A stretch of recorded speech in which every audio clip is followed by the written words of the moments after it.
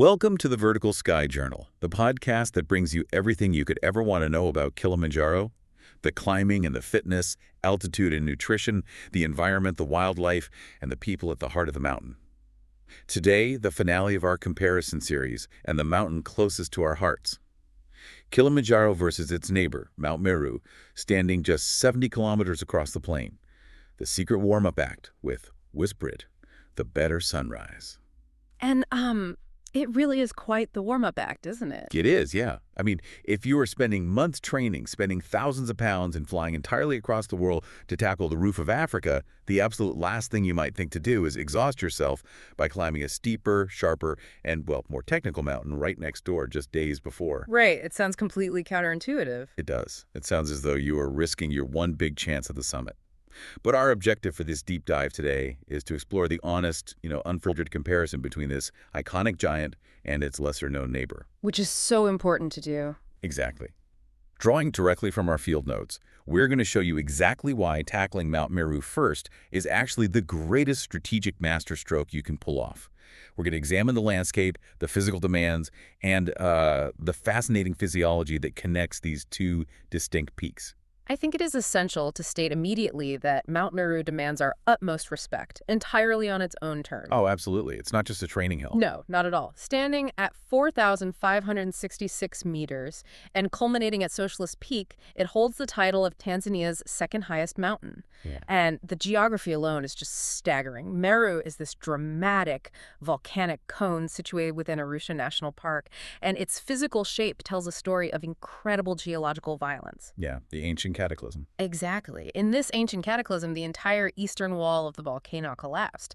This event blew away a massive section of the mountain, leaving behind a distinct horseshoe-shaped crater and a sweeping razor-edge summit ridge. It curves around the central caldera, rather like the rim of a shattered teacup, really. Spot on. It is a visually arresting peak, and the environment contrasts so deeply with the massive, sprawling shield volcano structure that you find over on Kilimanjaro. It does, and, the approach itself provides a remarkably different experience. The ascent is typically a 3 to 4 day endeavor via the Momella route. Yeah. And from the very first hour on the trail, the atmosphere diverges sharply from anything you will encounter on Kilimanjaro. Right, because of the wildlife. Precisely. The lower slopes of Meru belong firmly to the wildlife. You walk through dense, ancient forest inhabited by giraffe, buffalo, and elephant. And because of this untamed environment, climbers must be accompanied by an armed national park ranger at all times. Which completely changes the tone of the morning. It really does. The opening day functions as half mountain approach and half walking safari. You step onto the trail with fresh tracks clearly visible in the mud, and the sounds of the canopy completely surround you. It feels akin to walking straight through a pristine nature documentary before you ever reach the serious alpine terrain. You are just hyper-aware of your surroundings. You have to be. Yeah, on Kilimanjaro, climbers often spend the first day gently settling into the rhythm of the hike. They might be caught up in conversation, listening to music on one earphone, or just lost in their own thoughts as they adjust to the walking pace. But on Mount Meru, the environment demands absolute presence from the very first footstep. You find yourself constantly scanning the dense foliage, listening intently to the breaking of branches, and just watching the ranger for silent hand signals. Exactly. It grounds the climber entirely in the present moment. You cannot simply put your head down and march. No, you can't. And the accommodation also differs fundamentally, doesn't it? It does, yeah. Because instead of sleeping in expedition tents, which is the standard on Kilimanjaro, the nights on Meru are spent in proper, established mountain huts. You have a solid roof over your head, bunk beds, a communal dining area. It's a very different rhythm. It's a much more structured end to the day. Right. But considering this intense, highly focused start to the climb, I have to ask, does the presence of large, dangerous wildlife shift a climber's psychological mindset before they even hit the challenging altitude? I'd say it undoubtedly forces an immediate psychological shift. The sheer reality of walking through a landscape where you are not at the top of the food chain, Well, it sharpens the mind. It strips away all the other noise. Completely. It strips away the lingering distractions of modern life. You forget about your emails, your flight delays, or your packing anxieties. You are simply a human being moving through a wild space. Yeah, that primal awareness. Exactly. And then, moving higher up the slopes, we transition from that psychological thrill of the wildlife to the uncompromising physical reality of the climb itself. Which brings us to the physical comparison. To understand that physical reality, we first need to look at the sheer scale of the main event. Kilimanjaro possesses an undeniable, overwhelming presence. It's immense. Reaching 5,895 meters at Uhuru Peak, the journey requires 6 to 9 days of continuous, sustained effort. The body must endure an immense altitude load, culminating in an exceptionally long, grueling summit night that tests every reserve of endurance. The physical magnitude of Kilimanjaro is precisely what draws people from around the world. It is a monumental test of stamina. There's no getting around that. Yet, we find a profound surprise waiting on the slopes of its neighbor, don't we? We do. Mount Meru wastes absolutely no time on gentleness. Day for day, it is arguably a steeper and sharper climb than Kilimanjaro. Shorter, but not softer. Right, shorter, certainly, but not softer. The paths are direct, they are punishing, and they do not offer the long, winding switchbacks you often find on the larger mountain. It's just straight up, essentially. Pretty much. Plenty of climbers descend Meru, stating unequivocally that the exertion per hour was far harder than anything they subsequently faced on the bigger peak. It demands exceptional cardiovascular effort and significant leg strength right from the edge of the forest. And the Meru summit morning perfectly illustrates this unforgiving nature, I think. It begins as a pre-dawn walk along the highly exposed crater rim. Which is just breathtaking, but freezing. Oh, absolutely freezing. The wind often howls across the ridge, dropping the temperature significantly. And this is not merely a steep hike on a well-trodden path. The final push involves genuine, hands-on scrambling in the dark. Yeah, you are reaching for holds on cold volcanic rock. Exactly, relying on the narrow beam of your head torch to illuminate the immediate path ahead with, a precipitous drop into the crater just steps away.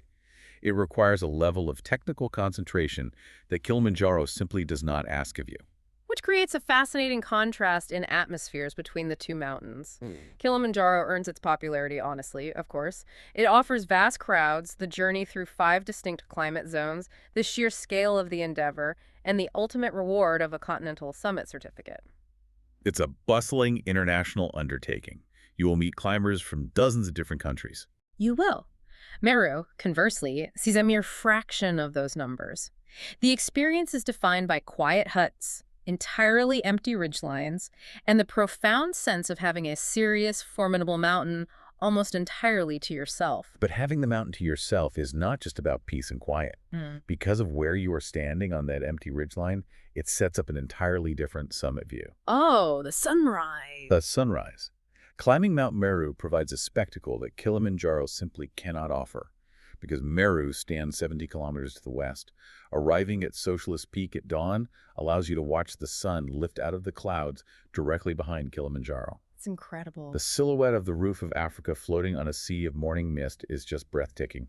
It leads to a quiet, often heretical admission among experienced climbers. Meru actually holds the better summit view. It really does. It is the single vantage point on Earth from which you can watch Kilimanjaro wake up. Yeah, it is a moment of pure geographical theater. You are standing on a dramatic, shattered crater rim, looking across the African plains as the sun perfectly illuminates the exact mountain you plan to tackle next. It provides a sense of scale and perspective that is impossible to grasp when you are actually standing on Kilimanjaro itself. But, I must challenge this physical toll here, because if Meru is indeed steeper and involves actual hands-on scrambling in the dark along an exposed, freezing rim, wouldn't completing this physically demanding ascent immediately exhaust a climber? That's a fair question. If you were planning to climb a nearly 6,000-meter peak a few days later, surely this risks ruining your legs and your energy reserves for the main event waiting across the plain. That is a completely logical concern to raise. It seems entirely counterproductive to exhaust the body before the primary objective, yet the physiological reality is entirely counterintuitive. How so? Well, the exertion and the specific altitude profile on Meru are precisely what make Kilimanjaro easier. What Meru lacks is the extreme, destructive altitude found above 5,000 meters. And that absence is exactly what makes it such a powerful tool. We can transition here to the underlying physiology, which reveals the true genius of this combination. Right, what we consider the acclimatization masterstroke. Our sources describe Meru as the finest Kilimanjaro preparation available anywhere on Earth. Bar none. The entire process of spending 3 to 4 days climbing to 4,566 meters, sleeping progressively higher each night in the mountain huts, well, it puts genuine acclimatization into the body. And this occurs in the exact altitude band where Kilimanjaro's hardest yards actually begin. Precisely. We are forcing the body to adapt to the lower partial pressure of oxygen before the extreme demands are placed upon it. Let us unpack why that partial pressure matters so much, because it's fascinating. It is a common misconception that there is less oxygen in the air at altitude, isn't it? It is, yeah. People always say the air is thinner, which implies less oxygen, but the composition of the air remains exactly the same as it is at sea level. It is roughly 21% oxygen. Right. What changes is the atmospheric pressure. At sea level, the actual weight of the Earth's atmosphere physically pushes those oxygen molecules into your lungs and across into your bloodstream. When you climb higher, that pressure drops. So your body has to work significantly harder just to grab a single breath because that driving pressure is no longer there to assist the transfer of oxygen into your blood. Exactly. And this is where the biological adaptation begins. By spending days on Mount Meru, you are triggering a remarkable survival mechanism within your own physiology. When a climber reaches the upper slopes of Meru, the reduced oxygen levels trigger the kidneys to release a hormone called erythropoietin, or EPO. Yes, the body's natural response. This hormone essentially sends a biological work order to your bone marrow, instructing it to produce additional red blood cells. These red blood cells are the vehicles responsible for carrying oxygen to your tissues. By forcing this physiological adaptation on Meru, the climber fundamentally alters their blood chemistry. They are building a larger fleet of transport vehicles for the oxygen. Which means when they eventually cross over to Kilimanjaro and hit the critical 4,000-meter mark a few days later, their body is already equipped with a greater capacity to transport oxygen.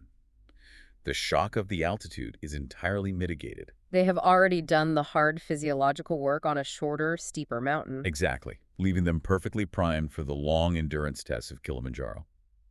And the reported results from climbers who choose to complete both mountains in succession are remarkably consistent, according to our deep dive into the sources. They really are. They experience milder headaches or often find altitude headaches entirely absent. They report significantly better, more restorative sleep while at the high camps on Kilimanjaro, rather than waking up gasping for air. Which makes massive difference to morale. Oh, massive. And most importantly, they experience a dramatically stronger summit night. They have the physical and mental reserves left to actually enjoy the final ascent, rather than simply enduring a miserable march to the top. We can liken Mount Meru to a high-altitude dress rehearsal.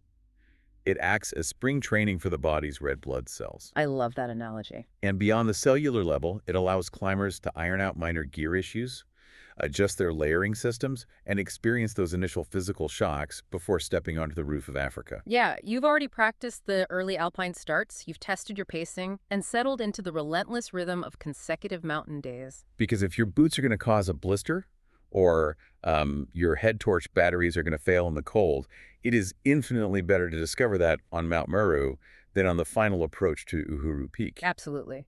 And the logistical ease of this combination is equally compelling. Attempting to pair Kilimanjaro with another major peak, such as Mount Kenya, well, it introduces a complex logistical puzzle. Oh, it's a nightmare. You face border crossings, long drives across East Africa, changing currencies, and switching guide teams entirely. Exactly. Mount Meru eliminates all of this friction. It sits merely an hour from Arusha. Climbers use the exact same base hotel.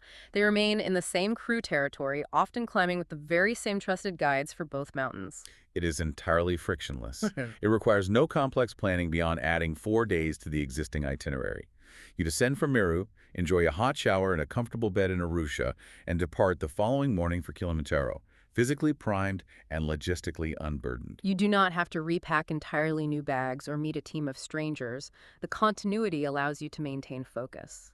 However, we must acknowledge the ultimate truth regarding these magnificent peaks, as reflected in our sources.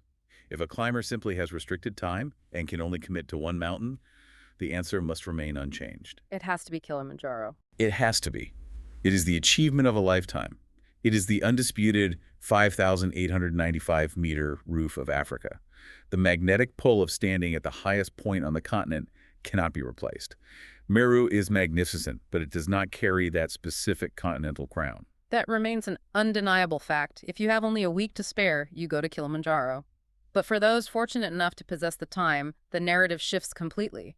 It ceases to be a choice between the two mountains. It becomes an order of service. Yes, the ideal formula is exceptionally clear. The neighbor first, the giant always.